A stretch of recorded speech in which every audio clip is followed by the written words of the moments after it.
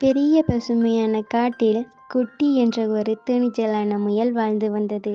மற்ற முயல்களைப் போல இல்லாமல், குட்டிக்கு புதிய இடங்களை ஆராய்வதிலும் சாகசங்களை செய்வதிலும் மிகுந்த ஆர்வம் இருந்தது. ஒரு நாள் காட்டின் எல்லையில் யாரும் போக துணியாத ஒரு மர்மமான குகையை பற்றி குட்டி கேள்விப்பட்டது. பலரும் அந்த குகை ஆபத்தானது என்றும் உள்ளே ஏதோ பொல்லாத சக்தி இருப்பதாகவும் பயமுறுத்தினர். ஆனால் குட்டியின் ஆர்வம் அவனை கட்டுப்படுத்த முடியவில்லை. ஒரு அமைதியான காலை வேளையில் குட்டி அந்த குகையை நோக்கி புறப்பட்டது. வழியெங்கும் அடர்ந்த மரங்களும் விசித்திரமான செடிகளும் இருந்தன. குட்டி பயப்படாமல் மெதுவாக குகையின் வாசலை அடைந்தது. குகையின் நுழைவு பகுதி இருட்டாகவும் அமைதியாகவும் இருந்தது. தயக்கத்துடன் குட்டி உள்ளே நுழைந்தது. உள்ளே சென்றதும் குட்டி ஆச்சரியத்தில் வாயடைத்து போனான். குகை இருட்டாக இருக்கும் என்று நினைத்தவனுக்கு உள்ளே பல வண்ணக்கற்கள் ஒளிர்ந்து கொண்டிருந்தன. அந்த வெளிச்சத்தில் குகை ஒரு மாய உலகம் போல் காட்சியளித்தது. குட்டி வியப்புடன் சுற்றி பார்த்து கொண்டிருந்த போது ஒரு மூலையில் இருந்து மெல்லிய அழுகுரல் கேட்டது. குட்டி அந்த திசையை நோக்கி மெதுவாக சென்றான். அங்கே ஒரு சிறிய பறவை தன் சிறகு ஒடிந்து தவித்துக் கொண்டிருந்தது. குட்டிக்கு அந்த பறவையை பார்த்ததும் பரிதாபம் வந்தது. உடனே தன் புத்திசாலித்தனத்தை பயன்படுத்தி குகையில் இருந்த மெல்லிய இலைகளையும் கொடிகளையும் கொண்டு அந்த பறவையின் சிறகிற்கு கட்டு போட்டான். சிறிது நேரத்தில் அந்த பறவை மெதுவாக தன் சிறகுகளை அசைக்க ஆரம்பித்தது. குட்டியின் உதவியால் அதற்கு வலி குறைந்தது. அந்த பறவை குட்டிக்கு நன்றி தெரிவித்தது. அப்போது குட்டிக்கு ஒரு ஆச்சரியமான விஷயம் தெரிந்தது. அந்த பறவை சாதாரண பறவை இல்லை, அது காட்டின் காவல் தேவதையின் தூதுவான்.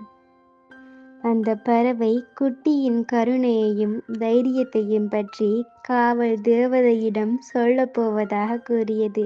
குட்டிக்கு ஒரே சந்தோஷம். அவன் செய்த உதவி ஒரு பெரிய நன்மைக்கு வழிவகுத்தது என்பதை நினைத்து பெருமைப்பட்டான். ஆனால் இங்கேதான் கதையின் முதல் திருப்பம் வருகிறது. குட்டி குகைக்குள் நுழைந்த போது அவனை யாரோ பின்தொடர்ந்தது அவனுக்கே தெரியாது. அது வேறு யாரும் இல்லை, காட்டில் வசிக்கும் பொல்லாத நரியான நரிக்கண்ணன் தான். நரிக்கண்ணன் குட்டி அந்த மர்மமான குகைக்குள் என்ன செய்கிறான் என்று பார்க்க வந்தான். குட்டி பறவைக்கு உதவி செய்வதை அவன் மறைந்திருந்து பார்த்தான். நரிக்கண்ணனுக்கு ஒரு பொறாமை. இந்த சின்ன முயல் இவ்வளவு நல்லவனாக இருக்கிறானே, இவனுக்கு ஏதாவது தீங்கு செய்ய வேண்டும் என்று அவன் நினைத்தான். சிறிது நேரம் கழித்து குட்டி குகையை விட்டு வெளியே வந்தான். அப்போது நரிக்கண்ணன் அவனை வழிமறித்து, என்ன குட்டி முயலே, குகைக்குள் என்ன ரகசியம் ஒளிந்திருக்கிறது என்று நக்கலாக கேட்டான். குட்டியும் நடந்ததையெல்லாம் தயங்காமல் நரிக்கண்ணனிடம் சொன்னான். ஆனால் நரிக்கண்ணன் அதை நம்பவில்லை. நீ பொய் சொல்கிறாய், அந்த குகையில் ஏதோ பொக்கிஷம் இருக்கிறது, அதை நீ ஒளித்து வைத்திருக்கிறாய் என்று குற்றம் சாட்டினான். குட்டி எவ்வளவோ மறுத்தும் நரிக்கண்ணன் கேட்கவில்லை. அவன் குட்டியை மிரட்டி குகைக்குள் சென்று பொக்கிஷத்தை எடுத்து வரச் சொன்னான். குட்டி பயந்து போனான். ஆனால் அவன் தைரியத்தை வரவழைத்து கொண்டு நரிக்கண்ணனுக்கு ஒரு யோசனை சொன்னான். நரிக்கண்ணன் அண்ணா, அந்த குகை மிகவும் மர்மமானது. நாம் இருவரும் சேர்ந்து போவோம், உள்ளே என்ன இருக்கிறது என்று நாமே பார்ப்போம் என்றான் குட்டி. நரிக்கண்ணனுக்கு இது ஒரு நல்ல சந்தர்ப்பம் என்று தோன்றியது. ஒருவேளை உண்மையில் பொக்கிஷம் இருந்திருந்தால் அதை தனியாக எடுத்து விடலாம் என்று நினைத்தான். இருவரும் குகைக்குள் மீண்டும் நுழைந்தார்கள். உள்ளே சென்றதும் அந்த ஒளிரும் கற்கள் முன்பு போலவே ஜொலித்தன. ஆனால் இப்போது குகையில் ஒரு புதிய பகுதி இருந்தது. வினோதமான சத்தம் கேட்டது. நரிக்கண்ணன் பயந்து நடுங்கினான். இது என்ன சத்தம் என்று பதட்டத்துடன் கேட்டான்.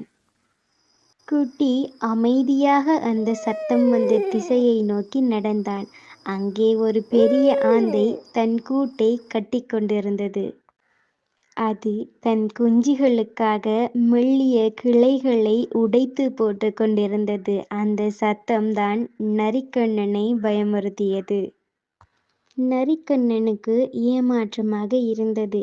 பொக்கிஷம் எதுவும் இல்லையே என்று வருத்தப்பட்டான். அப்போதுதான் கதையின் 2வது திருப்பம் நிகழ்ந்தது. அந்த ஆந்தை குட்டியை பார்த்து ஆச்சரியப்பட்டது. சின்ன முயலே, நீயா இங்கே? நீ ஒரு நல்ல உள்ளம் கொண்டவன் என்று கேள்விப்பட்டேனே. உனக்கு ஏதாவது பரிசு கொடுக்க விரும்புகிறேன் என்றது ஆந்தை. குட்டிக்கு ஒன்றும் புரியவில்லை. பரிசு எதற்கு என்று யோசித்தான். அப்போது ஆந்தை தன் கூட்டில் இருந்து ஒரு பளபளக்கும் கல்லை எடுத்து குட்டியிடம் கொடுத்தது. இந்த கல்லை நீ எப்போது ஆபத்தில் இருக்கிறாயோ அப்போது நினைத்தால் போதும் உதவி கிடைக்கும் என்றது ஆந்தை. குட்டி அந்த கல்லை சந்தோஷமாக வாங்கிக் கொண்டான். நரிக்கண்ணன் இதையெல்லாம் பொறாமையுடன் பார்த்து கொண்டிருந்தான். அவனுக்கு அந்த கல்லை எப்படியாவது அபகரிக்க வேண்டும் என்று தோன்றியது. வெளியே வந்ததும் நரிக்கண்ணன் குட்டியிடம் அந்த கல்லை தருமாறு மிரட்டினான். குட்டி மறுக்கவே நரிக்கண்ணன் அவனை தாக்க முயன்றான். பயத்தில் குட்டி அந்த ஆந்தை கொடுத்த கல்லை இறுக்க பிடித்து கொண்டு உதவிக்கு அழைத்தான். உடனே வானத்தில் இருந்து பெரிய கழுகுகள் கூட்டமாக வந்து நரிக்கண்ணனை சூழ்ந்து கொண்டன. நரிக்கண்ணன் பயந்து அலறினான். ஆனால் எதுவும் செய்ய முடியவில்லை. கழுகுகள் அவனை காட்டை விட்டு விரட்டியடித்தன. குட்டிக்கு ஆச்சரியமாக இருந்தது. அந்த கல்லுக்கு இவ்வளவு சக்தி இருக்கிறதா என்று வியந்தான். அவன் அந்த ஆந்தைக்கு மனதார நன்றி செலுத்தினான். அதன் பிறகு குட்டி அந்த ஒளிரும் கற்கள் நிறைந்த குகையின் ரகசியத்தை மற்ற நல்ல உள்ளங்கள் கொண்ட விலங்குகளுக்கு மட்டும் சொன்னான். அந்த குகை ஒரு அதிசயமான இடம் என்றும் அங்கு உதவி செய்பவர்களுக்கு நன்மை கிடைக்கும் என்றும் அவன் நம்பினான். நரிக்கண்ணன் அந்த சம்பவத்திற்கு பிறகு அந்த பக்கமே வரவில்லை. குட்டி தைரியத்துடனும் கருணையுடனும் காட்டில் சந்தோஷமாக வாழ்ந்து வந்தான். அவனது சாகசங்களும் நல்ல குணமும் மற்ற விலங்குகளுக்கு ஒரு பாடமாக அமைந்தது. இந்த கதையில் பல திருப்பங்கள் இருந்தன அல்லவா? குட்டி ஒரு சாதாரண முயலாக இருந்தது தைரியமான சாகசக்காரனாகவும் மற்றவர்களுக்கு உதவும் நல்ல உள்ளம் கொண்டவனாகவும் மாறினான். எதிர்பாராத விதமாக அவனுக்கு கிடைத்த மாயக்கல் அவனை காப்பாற்றியது. பொல்லாத நரியின் திட்டம் தோல்வியடைந்தது.